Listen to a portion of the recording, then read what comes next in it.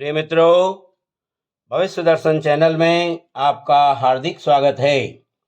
भविष्य दर्शन चैनल आपके लिए लेकर आ रहा है द्वादश भावस्थ राहु केतु फल। आज इसी संदर्भ में हम बात करते हैं चतुर्थ भाव की। चतुर्थ भाव में राहु और केतु के फल पर। सबसे पहले बात करते हैं चतुर्थ भाव पर। जो हमारा ये कुंडली का चौथा भाव होता है, ये सुख या माता का भाव कहलाता है। यह केंद्र स्थानों में से एक है। जैसे हमारा ये केंद्र है लग्न, चतुर्थ, सप्तम और दशम, तो उनमें से ये जो चौथा भाव है ये भी हमारा एक केंद्र स्थान कहलाता है। मानव जीवन में इस भाव का बहुत अधिक महत्व है। इस भाव से सुख का विचार किया जाता है। मनुष्य के पास भौतिक साधन अत्यधिक मात्रा में हों और यदि सुख शांति न हो तो क्या लाभ। इसीलिए इस भाव को मुख्यतया सुख भाव कहा जाता है।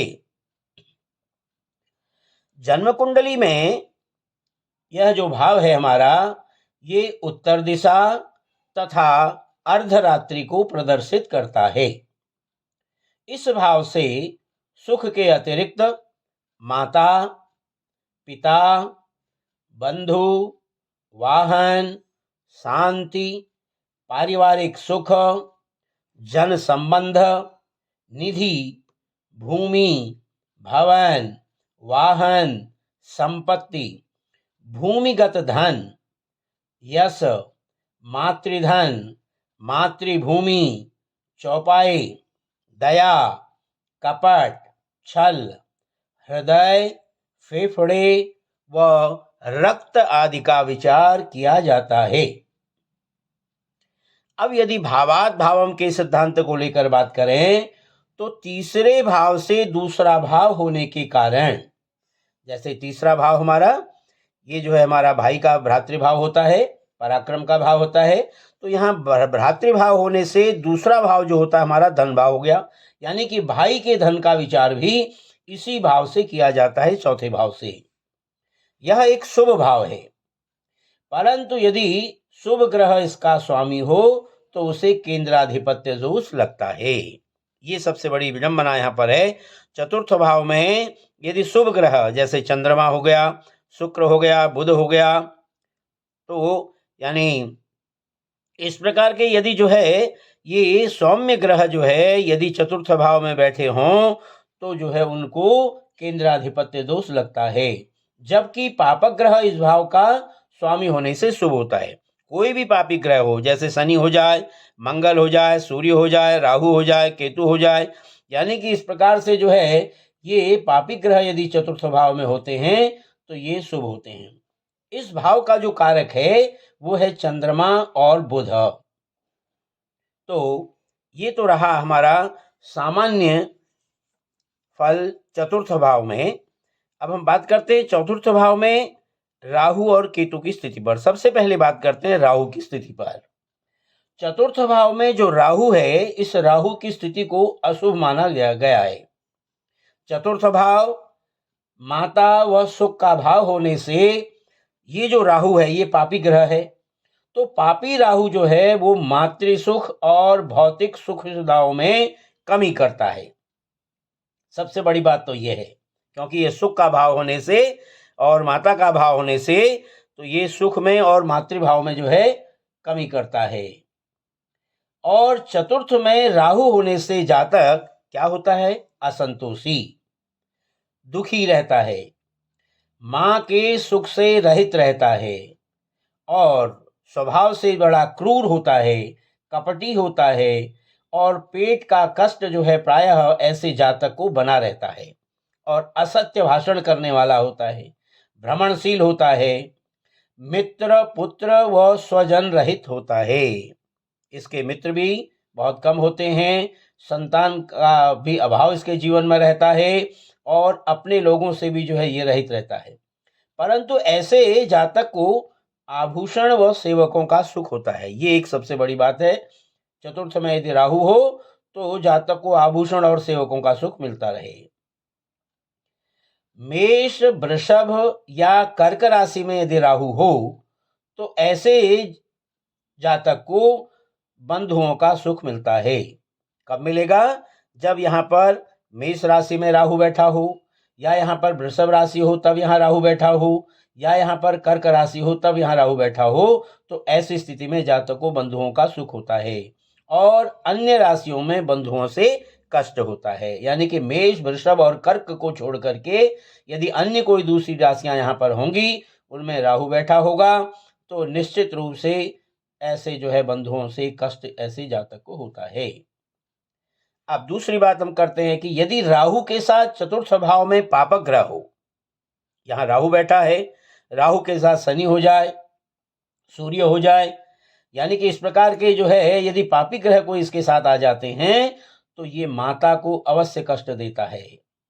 ऐसे जातक की प्राय देखा गया है कि सौतेली माता होती है।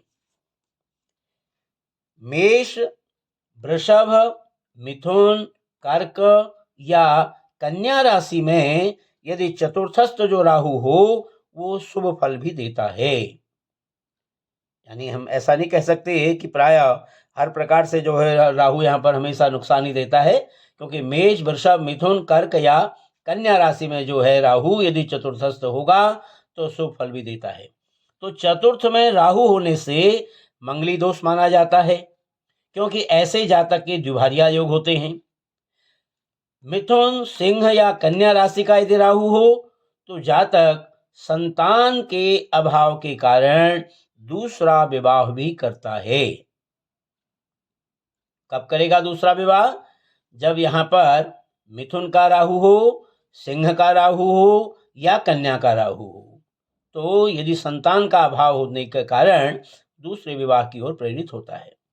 और यदि चतुर्थस्थ राहु जो है स्त्री राशि में हो, स्त्री राशि कैसे? यानी कि जैसे यहाँ पर कर्क राशि हो, वो चंद्रमा स्त्री राशि का हो गया, तो ऐसी स्थिति में जो है जातक का एक ही विवाह होता है तथा वह संतान युक्त भी होता है।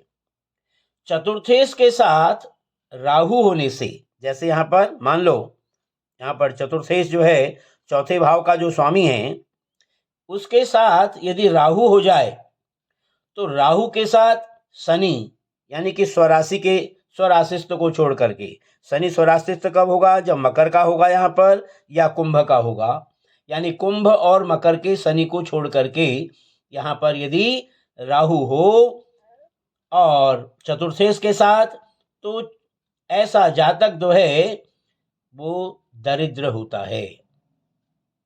इसी प्रकार से यदि सूर्य या मंगल के साथ राहु चौथे भाव में हो तो ऐसा जातक धनहीन होता है। धन की कमी ऐसे जातक के जीवन में निरंतर बनी रहती है यदि राहु के साथ सूर्य या मंगल हो जाए। परंतु राहु मंगल की युति होने पर मंगल दोष का परिहार भी हो जाता है। यानी जैसे बताया कि चौथे घर में यदि राहु हो तो ये मांगलिक हो जाता है, लेकिन राहु के साथ साथ यदि मंगल की युति भी हो तो वो मंगल दोष भी जो है भंग हो जाता है। चतुर्थ राहु पर, यानी कि चौथे घर में स्थित जो राहु है उस पर यदि पापक ग्रहों का यदि प्रभाव हो, पापक ग्रहों का प्रभाव चाहे पाप ग्रहों की दृष्टि उस पर हो या उस पर युति हो या वो पाप मध्यत्व में हो, ऐसी कोई भी यदि स्थिति बनती है तो जातक की अवैध संबंधों से संतान होती है। यदि मंगल व राहु चतुर्थ स्थान में हो और चंद्रमा से अशुभ योग द्वारा संबद्ध हों, यदि चंद्रमा का अशुभ योग उनके साथ बना हुआ हो तो ऐसा जातक जो है वो विषपान द्वारा अपनी जीवन लीला समाप्त कर लेता है। ऐसे भी योग जो है ऐसे जातक के जीवन में बन जाते हैं। प्रिय मित्रों, यह तो रहा चतुर्थ भाव और चतुर्थ भाव में राहु के फल। अब हम बात करते हैं चतुर्थ भाव में केतु के फल पर। तो चौथा जो भाव है हमारा, जैसे कि आपको बताया ये सुख का भाव होता है, तो चतुर्थ भाव में केतु की स्थिति अच्छी नहीं मानी जाती है। केतु भी जो है चाहे राहु हो या केतु हो, दोनों ही जो है चतुर्थ भाव में अशुभ माने जाते हैं। चतुर्थ भाव में केतु के होने से जातक को माता, पिता, मित्र, भाई व पैतृक संपत्ति का सुख नहीं मिल पाता। और यदि पापयुक्त केतु हो तो माता की बाल्यकाल में ही मृत्यु हो जाती है। ऐसा भी जो है ये चतुर्थ भाव का केतु यदि पाप युक्त यहाँ पर बैठा हुआ होगा तो ये बाल्यकाल में ही माता की मृत्यु को करा देता है। यदि चौथे स्थान में बैठा हुआ केतु शुभ ग्रह द्वारा युत हो या दृष्ट हो, शुभ ग्रहों की यदि इस पर चौथे घर में बैठा तो है, लेकिन इस पर यदि शुभ ग्रहों की दृष्टि पड़ती हो या वो दिखाई देता हो या चौथे ग्रहों के साथ जो है वो यहाँ पर युक्त हो, तो ऐसे जातक को माता का सुख प्राप्त होता है। ऐसा जातक जो है चंचल, वाचाल, निंदक, कटुभाषी, कलह प्रिय, कार्यहीन व हतोत्साही होता है। वाचाल व निंदक होने से मित्रों व स्वजनों द्वारा त्याज्य होता है, क्योंकि ऐसे जातक को चतुर्थ भाव में जिसका केतु है और वो प्रायः स्वजनों द्वारा त्याज्य होता है। हतोत्साही होने तथा कर्म में असफलता से हीन भावना से ग्रस्त होता है। प्रायः उसके अंदर हीन भावना पैदा हो जाती है, जिससे सदैव मानसिक रूप से जो है वो चिंतित रहता है। जातक को अपनी मातृभूमि छोड़ करके अन्यत्र निवास व कार्य करना पड़ता है तथा विषपान द्वारा शारीरिक कष्ट प्राप्त होता है। अब यदि केतु जो है यहाँ पर सिंह व वृश्चिक राशि में स्थित हो तो माता, पिता और मित्रों से अस्थायी सुख की प्राप्ति होती है।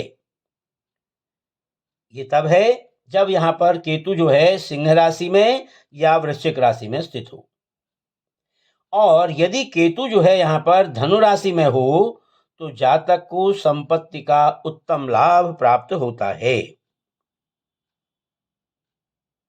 परंतु माता, पिता व मित्रों से सुख व दुख जो है मिश्रित रूप से इस जातक को बराबर मिलते रहते हैं। धनु राशि का केतु होने से जातक को संपत्ति का लाभ तो मिलता है, लेकिन माता, पिता और मित्रों से सुख दुख मिश्रित रूप से बराबर मिलते रहते हैं। जातक को आकस्मिक धन लाभ भी होता है, परंतु यह लाभ अस्थायी होता है। प्रिय मित्रों, यह था चौथे भाव में राहु और केतु के फल पर विचार। आशा है आपको हमारी यह वीडियो अच्छी लगी होगी। यदि आपको हमारी यह वीडियो अच्छी लगे तो आप हमारी वीडियो को लाइक करें, शेयर करें और हमारे चैनल को सब्सक्राइब करना भी न भूलें। फिर इसी प्रकार की नई वीडियो लेकर आपके सामने उपस्थित होंगे। तब तक के लिए आप सभी का हार्दिक धन्यवाद।